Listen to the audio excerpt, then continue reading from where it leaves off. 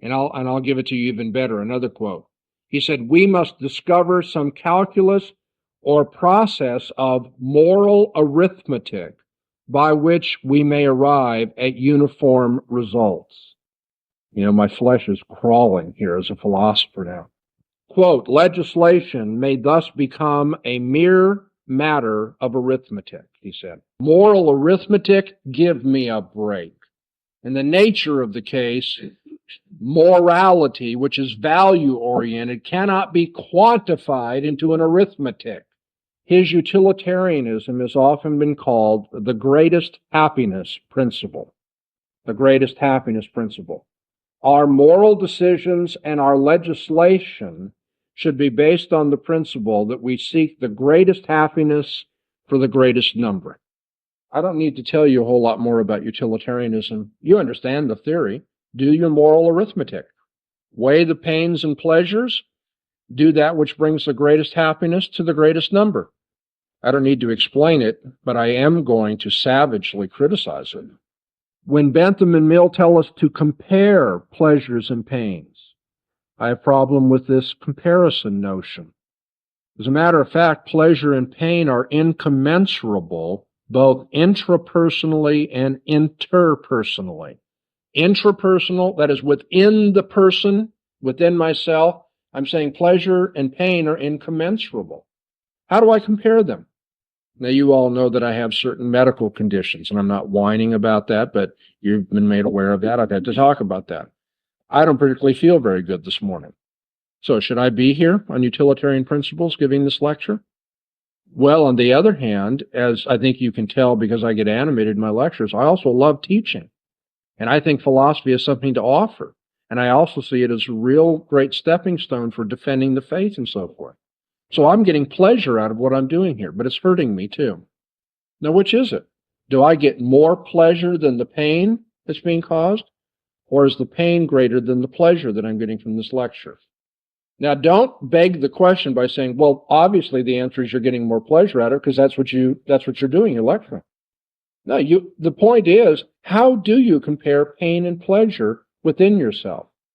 And how do you measure it so that you can compare it? It's kind of like, well, yeah, I've got 3 pain points this morning, but 10 pleasure points. And so, what on earth is that? Now, if it's hard enough to measure pain and pleasure intrapersonally, within myself, just think about the difficulty. How do I compare it interpersonally? My pleasures and pains over against your pleasures and pains. Because notice I talked about the pleasure of giving this lecture even though I'm not feeling real good. Here's what John Stuart Mill did. He said, we have to take consideration of the quality of pleasure, not just the quantity of pleasure. And in so doing, John Stuart Mill, without even realizing, contradicted his own philosophy.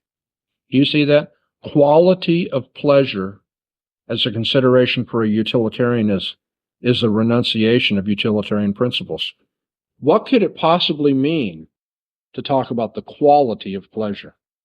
Well, if you hold to the hedonistic foundation of utilitarianism, quality of pleasure can only mean the more pleasurable pleasures, which makes it all the more piggish as a philosophy.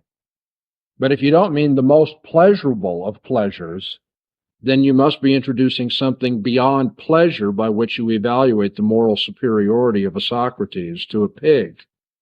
And so if pleasure and pain are the only factors in utilitarianism, Mill was actually contradicting utilitarianism when he introduced consideration of quality. You've gotten the point, right? Well, how wide of consequences are you supposed to consider? And how long, how extended are the consequences? Can any utilitarian, we've already shown that utilitarians can't make sense of maximizing, can't make sense of comparing, but now, can any utilitarian calculate the consequences for 3 years' worth of prison reform? I'd say no, they can't. But even if they could they extend that to 5, 50, 500? Somebody says, oh, well, you don't have to do that. Why not? Aren't you being arbitrary?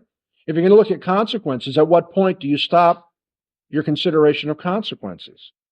This is a serious criticism.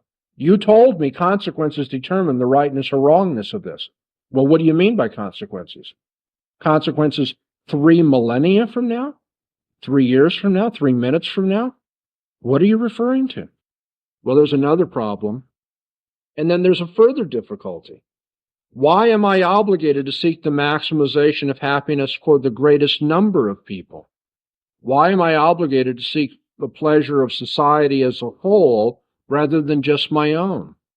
That is, utilitarianism has as a competitor egoism that says I should make my decisions based on what makes me happy, not what other people are happy with.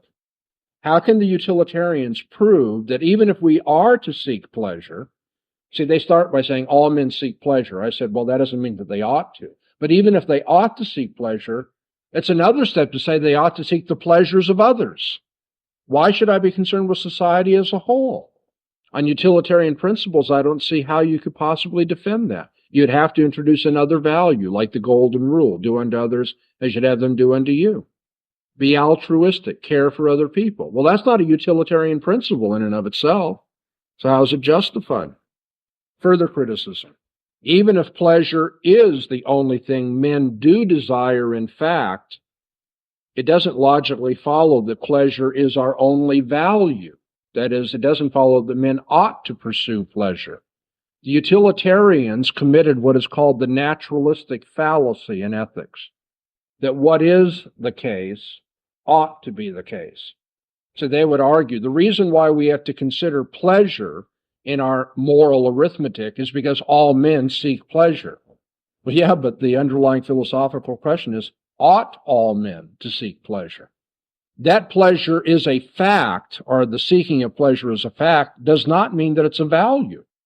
Maybe we should teach people not to seek pleasure. Maybe.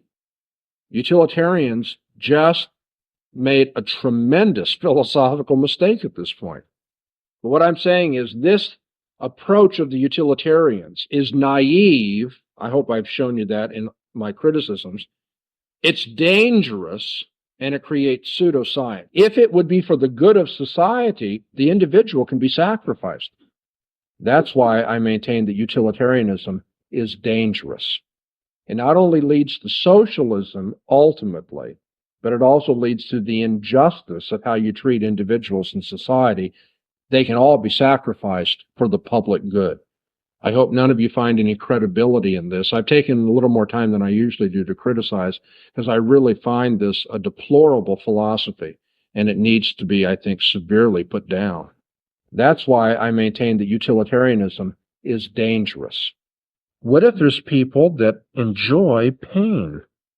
You know, it's like the masochist who said to the sadist, "Hurt me," and so he didn't.